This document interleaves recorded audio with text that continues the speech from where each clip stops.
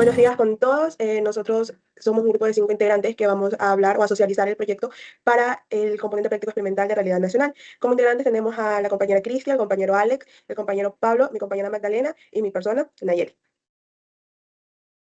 El tema general es negociación y manejo de conflictos intrafamiliares en el contexto de violencia de género en Ecuador, pero este tema lo hemos dividido en 5 temáticas diferentes.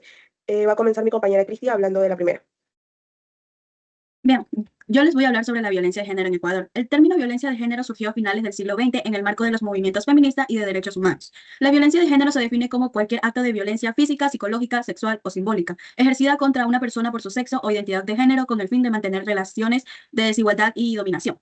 Nuestra encuesta reveló que la violencia más común es la psicológica con el 48,1% y la física con el 42,9%, causando sobre todo el machismo y la falta de educación en igualdad. La mayoría reconoce que la solución está en educar desde la niñez, aplicar sanciones firmes y generar confianza en las instituciones. Entonces, la violencia de género es un problema estructural y prevenirla es responsabilidad de toda la sociedad. A continuación, mi compañero. Gracias. Yo les voy a hablar sobre la temática de la violencia intrafamiliar. Según Díaz Burgos, dice que es un problema que acoge a todas las sociedades en general, ya que su impacto está centrado en la familia o en los hogares, observando como un desafío para hogares que sufren de esta causa, sin importar la condición social, económica o cultural que estén presentando. Esto ocurre en un entorno familiar, lo cual se puede adaptar a otras formas de violencia como física, sexual y psicológica. Les voy a hablar un poco sobre los resultados, sobre la violencia intrafamiliar. Dice que estos resultados hemos considerado a 77 personas del Cantón Puyo que ha vivido violencia el 68,8 con una incidencia alta. Gracias a esta encuesta, los tipos más comunes que la violencia intrafamiliar es la psicológica, con un 54,7%, con una frecuencia de alcance de 56, que es alta. Agresores principales en un hogar, se ve que la violencia intrafamiliar son los padres, con un 69,8. Los efectos que esta se presenta es más en la salud emocional, con el 62,3%. En las percepciones, la reproducción de la violencia ha generado que los niños repitan estas conductas violentas con el 81,1%. Esta violencia intrafamiliar presenta humillaciones o insultos que ha vivido los encuestados con el 71,7%. Principalmente afecta a esto a mujeres en un rango de 66%. El problema en el cantón, obviamente, es 71,7 que percibe la frecuencia y personas que conocen de este centro de atención, en total han respondido que 39,6 conocen estos lugares para esta violencia intrafamiliar. A continuación, mi compañero.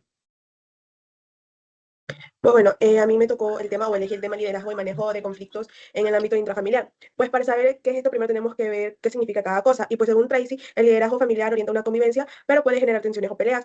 Y el manejo de conflicto es el que permite resolver estas diferencias y aprender de ellas, según Rodríguez.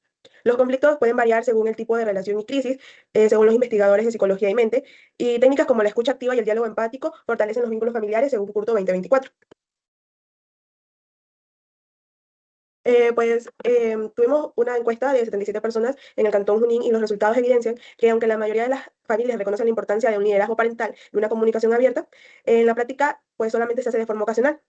Y la falta de consolidación de hábitos de diálogo y respeto mutuo genera tensiones que muchas veces no cuenta con un mediador. Y pues si bien existe cierta confianza en líderes comunitarios como padres, pastores, presidentes de una asociación, lo que muestra es que hay una necesidad de fortalecer la atención en el liderazgo y en la resolución pacífica de conflictos, pues para prevenir más que todo la violencia intrafamiliar, que fue en lo que estaba enfocado esta parte de la investigación. A continuación, mi compañero. Liderazgo y manejo de conflictos en violencia de género. El liderazgo influye directamente en la motivación y el logro de los objetivos. La prevención de conflictos necesita diálogo, paz y la participación activa de mujeres, lo que fortalece acuerdos y sostenibilidad. Además, la educación enseña a los jóvenes a negociar y resolver problemas de manera consecutiva. Este estudio analiza mediante encuestas realizadas en el Cantón El Carmen, provincia de Manabí, como liderazgo y manejo de conflictos que ayudan en frente de violencia y de género. Concluyendo que la mayoría de personas encuestadas son mestizas, residentes de zona urbana, con mayor representación de mujeres, en edades jóvenes adultas de 18 a 45 años, con niveles socioeconómicos medios y medios bajos, principalmente en condición de casados o solteros, y con fuerte presencia de ocupación de amo de casa. Un análisis general de las propuestas obtenidas de la escuela Likert aplica en los ítems del 8 al 17 del cuestionario, el propósito de identificar la tendencia de opiniones de los encuestados respecto al liderazgo y la prevención de la violencia de género, que la mayoría de participantes se ubican en los niveles 4 y 5, lo cual que refleja una alta aceptación o un acuerdo a las afirmaciones planteadas sobre liderazgo y violencia de género. El nivel 3, neutral, también tiene un peso considerable, lo que indica a un grupo que no se posiciona claramente. En constante, los niveles de desacuerdo 1 y 2 son muy bajos, sugiriendo un consenso positivo en torno a las ideas evaluadas. A continuación, siguiente compañero.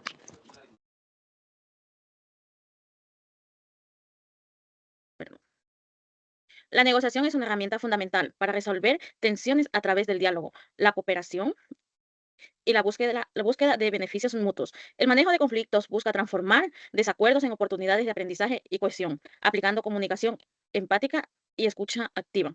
Existen modelos teóricos como los 5 estilos de gestión de Rain y la teoría de conflictos de Gautum, que aportan bases para entender y aplicar estas estrategias. En cuanto a sus aplicaciones prácticas, se pueden utilizar en contextos familiares, laborales y educativos, favoreciendo relaciones colaborativas y ambientales. Finalmente, desde la perspectiva institucional, el Ministerio de la Mujer resalta la mediación con enfoque de género como un medio para la clave prevenir la violencia y promover la justicia social. Tenemos en encuestas aplicadas en Santa Rosa, evidencia la claridad y pertinencia del tema, destacando su utilidad para contextos sociales y familiares. Tenemos un porcentaje de buscar mediadores, el 13%, evitar conflictos, el 15.6%, imponer imposición, el 19.5%, escuchar activamente, el 51.9%. A continuación tenemos las conclusiones. En Ecuador, la violencia de género y en el hogar sigue siendo un problema que afecta a la convivencia familiar, por lo que la resolución de conflictos y la negociación resultan fundamentales para proteger a las víctimas.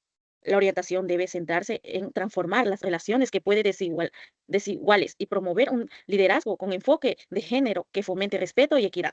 De esta manera se fortalecen los vínculos familiares y comunitarios, impulsando una cultura de paz y justicia. Muchas gracias por su atención.